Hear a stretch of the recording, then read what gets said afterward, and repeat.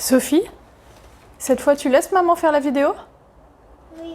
Oh oui, c'est gentil. Avec calme et sérénité. Tu fais du bazar mais calme, d'accord? Je veux pas entendre de bruit. Bonjour à tous et bienvenue dans cette nouvelle vidéo où aujourd'hui je vais vous parler de mes symptômes du premier trimestre puisque je me suis trompée la semaine dernière, je vous ai dit que j'étais dans la 11e, 12e, 13e, enfin bref, je sais plus ce que j'ai dit. Et en fait, non, j'étais plus loin que ça, parce que j'étais à 14 semaines, enfin bref, je sais plus, mais là, lundi prochain, je serai dans ma 16e semaine de grossesse, ce qui veut dire que je suis à 3 mois et demi. Donc je me suis dit que c'était le bon moment pour vous faire un point sur les symptômes que j'ai eus au premier trimestre, sachant que je ferai sûrement un parallèle à chaque fois avec ma grossesse pour Sophie, enfin les symptômes que j'avais eus au moment de ma grossesse pour Sophie. Avant de commencer, j'ai eu pas mal de questions la semaine dernière, et c'est bien naturel, sur mes cheveux très très longs et sur le fait que, est-ce que c'était... Non, mes cheveux naturels, personne n'a demandé, tout le monde a compris, mais est-ce que c'était un autre volumateur ou pas? Ou est-ce que mon volumateur avait miraculeusement poussé? Non, c'est bien un autre volumateur, vous avez été très perspicace. J'étais pas sûre que vous alliez le remarquer, justement, j'en ai pas parlé pour voir. Donc oui, c'est bien un autre volumateur, c'est pas un volumateur Annie Davray. En fait, moi j'avais donc le volumateur Annie Davray que vous connaissez. Et c'est une aparté rapide, hein, pour ceux qui en ont marre de m'entendre parler de volumateur, ça va durer 10 secondes. Et en fait, enfin 10 secondes, je garantis rien en fait, hein, mais en fait, la frange qu'il m'avait fait pour ce volumateur, quelque part, je l'ai toujours trouvée un peu trop épaisse, mais dès le début. Et ce qui m'a pas trop gênée au début, au fur et à mesure des mois, j'ai pu supporter me voir avec cette frange, j'avais envie de me frapper, et d'ailleurs j'ai toujours envie de me frapper, parce que je le porte toujours pour aller au boulot, parce qu'en fait, celui-là est trop long pour l'instant, il faut que je le fasse couper, parce que, enfin, moi j'aime bien, je trouve ça très joli, mais j'ai plus 17 ans quoi, enfin je veux dire, au travail avec des cheveux longs comme ça, déjà si j'arrive avec les cheveux longs comme ça du jour au lendemain, ils vont se poser des questions.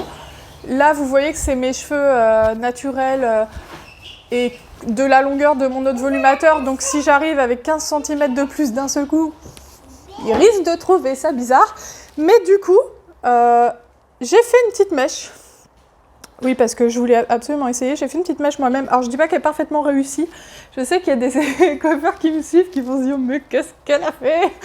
Mais voilà. Et là, je vais le faire couper. Je pense que pour faire diversion au travail, je vais le faire couper plus court pour le coup. Là, genre jeune femme dynamique. Dites-moi ce que vous en pensez. Ou si je garde à la longueur habituelle, là. Après, c'est vrai, j'ai remarqué que sur YouTube, souvent, les gens préfèrent les femmes avec les cheveux longs. Donc je pense que j'aurai beaucoup plus de réponses. Peut-être je me trompe, hein. Genre, regarde-le là. Et c'est vrai que c'est joli là. Mais là, ça change. Enfin bref, j'ai dit que j'en parlais pas pendant 3 heures, donc je vais vous parler de mes symptômes de grossesse. Alors, ces symptômes. Déjà, je vais faire le point sur comment ça s'était passé pour Sophie, parce que je l'avais jamais fait en vidéo. Donc Sophie, c'est ma première fille qui va bientôt avoir 3 ans. J'avais eu une grossesse sans trop de désagréments. J'avoue que j'ai eu beaucoup de chance. Je trouvais que, enfin voilà, j'étais genre comme les actrices, oui, c'est la période la plus épanouissante de ma vie. Voilà, enfin. Par contre, au premier trimestre, j'avais eu quand même quelques petites nausées en fin d'après-midi. Mais quand je dis des petites nausées, c'était léger, hein, c'était dans le métro parfois, quand j'avais un peu faim, léger au cœur, un peu comme quand vous prenez un ascenseur qui descend un peu vite, quoi. C'est tout, ça s'arrêtait là. Et l'autre gros symptôme que j'avais, c'est que j'étais affamée. Ah si, j'avais peut-être fait un symptôme, une vidéo en fait, là ça me revient. J'ai raconté toute ma vie sur YouTube en fait.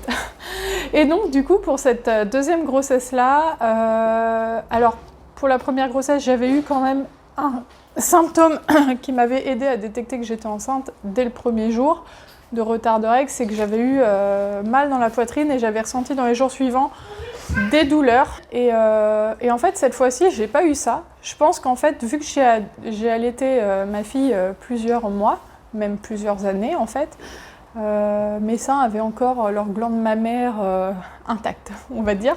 C'est mon hypothèse de biologiste. En fait, je me dis, elles étaient encore fonctionnelles et il n'y avait peut-être pas besoin de remettre en place tout un truc qui ferait que je ressente dans ma poitrine une différence.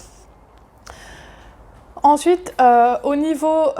j'avais eu des vertiges aussi le premier jour de retard de règles, enfin un vertige, pas des vertiges. Là, j'ai ressenti un moment un petit vertige quand j'étais au ski, parce qu'en fait, je suis tombée enceinte au ski. Enfin, j'étais enceinte au ski. Mais une fois, d'ailleurs, ça m'avait mis la puce à l'oreille. Je m'étais dit, tiens, c'est bizarre, j'ai un vertige, mais bon, j'ai tendance à faire aussi des vertiges dans la vie parfois, donc voilà.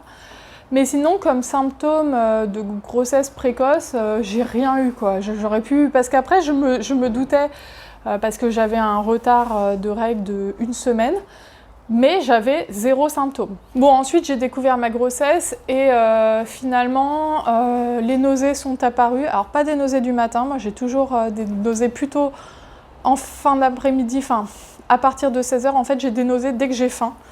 Le matin et tout, ça va. Par contre, vers 11h, si j'ai pas mangé, et d'ailleurs, moi, je mangeais pas entre les repas, ce qui est une très mauvaise idée. Il faut fractionner les repas, on vous le dit partout et tout, et je sais pas pourquoi j'écoute pas les conseils des trucs que je lis. Mais ouais, j'ai eu des nausées assez importantes, même si j'ai jamais eu vomi, mais j'ai plusieurs fois été à la limite. Et ça a duré 3 mois et ça a été... je dirais pas compliqué à gérer parce qu'en fait, je savais quand ça apparaissait, je savais que si je mangeais, ça passait. Mais c'est vrai que c'était un peu saoulant parce que dès que j'avais pas mangé depuis 1h30, je commençais à me sentir vraiment pas bien en fait. Et du coup, ce symptôme de nausée était lié à mon deuxième symptôme qui a fait que j'étais affamée. Ça m'a fait ça pour Sophie, ça me l'a refait là. J'avoue que j'arrive pas à comprendre comment les femmes ne prennent pas de poids pendant les 3 premiers mois, parce que moi, ça me le fait à chaque fois. J'ai une faim j'allais dire de loup, mais c'est même pas ça. J'ai une faim, mais qui me fait mal au ventre, en fait. C'est-à-dire que je mange à 9h et tout, je mange normalement. Enfin, à 9h à 8h plutôt, on va dire, ou à 7h. Et 2 heures après, j'avais mal au ventre et tout. Et c'est pas manger une pomme qui m'aurait calmé, quoi. Genre, c'est manger un McDo, manger une pizza. Je me rappelle que, du coup, c'est vrai que je fractionnais pas trop les repas parce que j'avais pas pris le pli de me dire, apporte-toi un truc à 16h, apporte-toi un truc pour 10h et tout, sachant que, comme je vous ai dit, une pomme, une compote et tout, c'est comme si t'as super faim, tu manges un apéricube, quoi.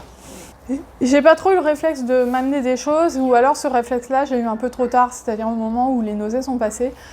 Mais j'étais assez impressionnée dans le mauvais sens de la force de ces nausées, même si, comme je vous ai dit, j'ai pas vomi, mais des fois j'étais dans la rue et j'étais à 2 doigts, c'est-à-dire que j'avais envie de vomir, je me penchais sur le trottoir, mais je ne vomissais pas.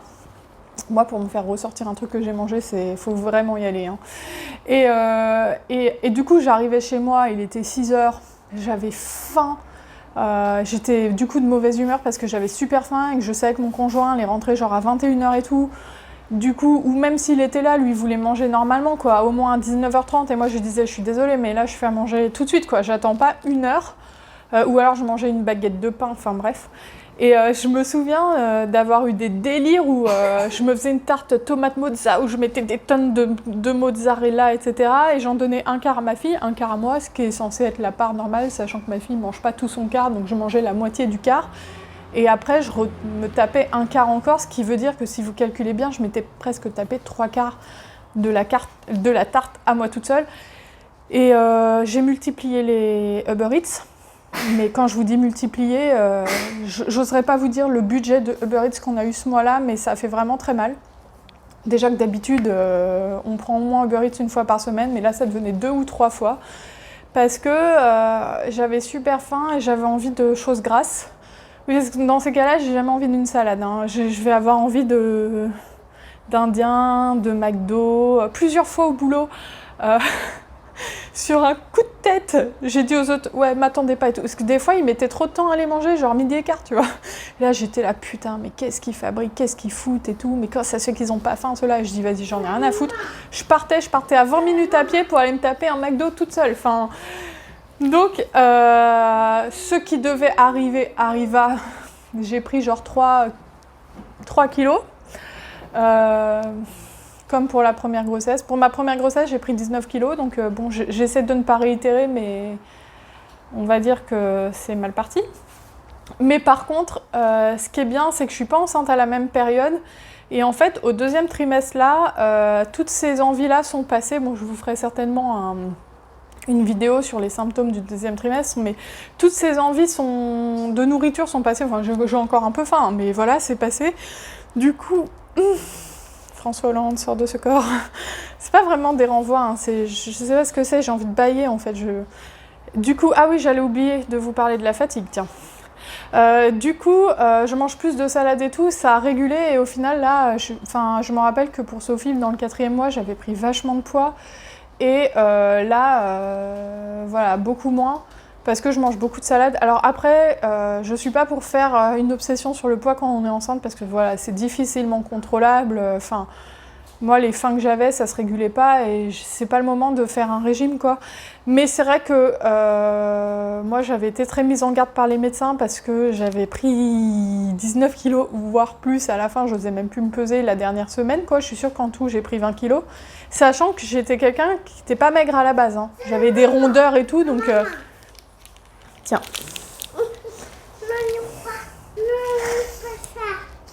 Excusez-moi, je suis interrompue par ma fille qui ne supporte pas que sa glace soit froide. Mais... Non, Sophie, non. Donc, je disais, j'ai pris pas mal de poids pendant ma première grossesse. J'ai eu un bébé qui faisait beaucoup de poids, qui était estimé 4,3 kg avant la fin, 3 semaines avant terme. Donc, c'est des bébés macrosomiques. Voilà, j'ai accouché d'un macrosome. Et du coup, je me dis, bon, il faut peut-être essayer, sans dire prendre 6 kilos ou 10, mais essayer de réguler un peu plus tout ça comme je peux. Sachant que je dis ça, mais comme je vous ai dit au premier trimestre, j'étais irrégulable, quoi. J'étais en roue libre. Uber Eats, McDo, voilà. Donc voilà. Donc au moins sur le deuxième trimestre, j'essaye de limiter les dégâts, mais bon, voilà, il faut prendre du poids aussi, hein. C'est une grossesse. Pour moi, c'est logique de prendre 15 kilos, surtout que je suis grande, hein, je fais 1m76, donc c'est pas mon genre de prendre 5 kilos, quoi, ça me ressemble pas. Ensuite, le dernier symptôme que j'ai eu, majoritaire, on va dire, enfin, j'ai pas eu beaucoup de symptômes, hein, c'est une grosse fatigue et un sentiment pas de dépression, je dirais pas ça, mais j'étais très lassée psychologiquement. Alors, fatigue physique, pas tant que ça. J'étais... Oh, non, Sophie, ne sors pas le caddie à course. On va pas faire les courses.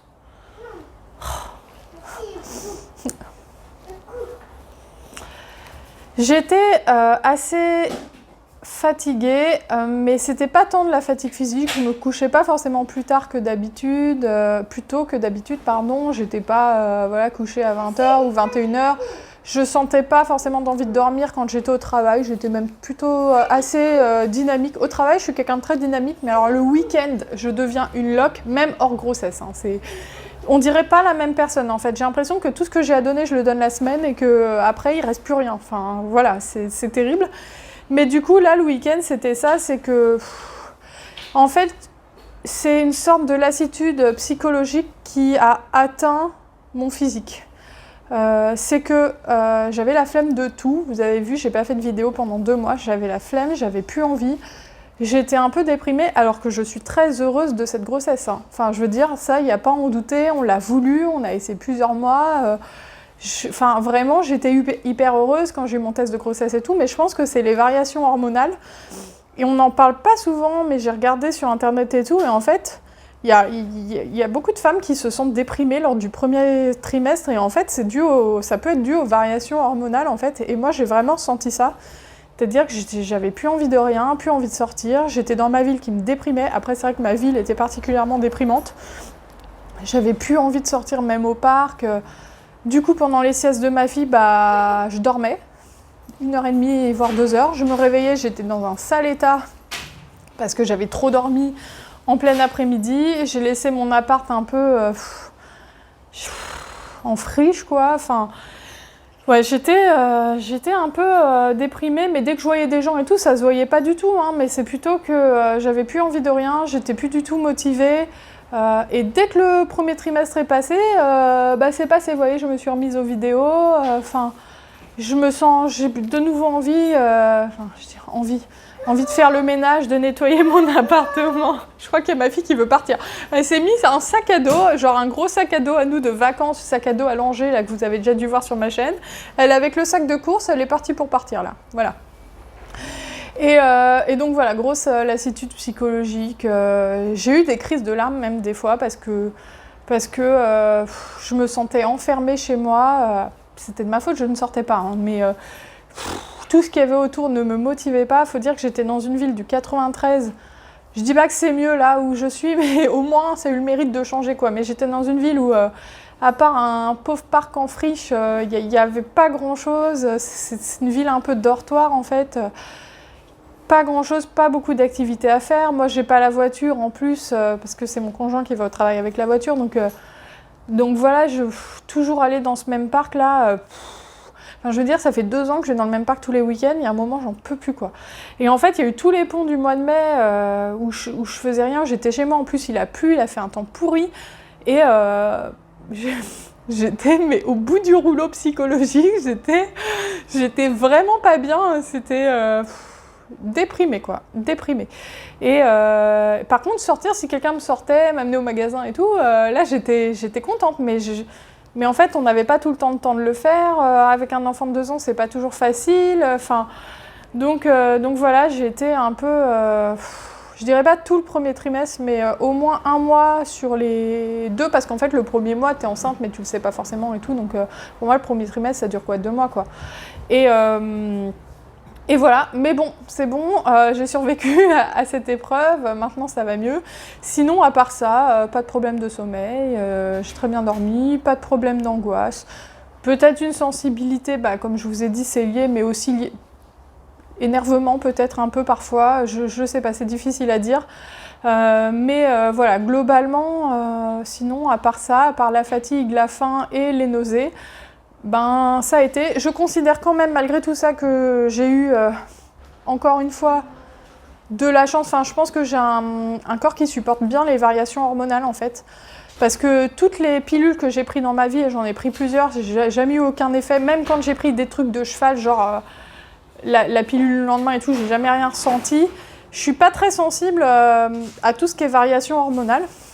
Et du coup, là, j'ai eu des légères nausées. J'avais faim surtout, mais... Voilà, j'ai jamais vomi dans la rue, j'ai jamais vomi chez moi, Voilà, je suis enceinte aussi, il y a forcément... Tu sens forcément un moment...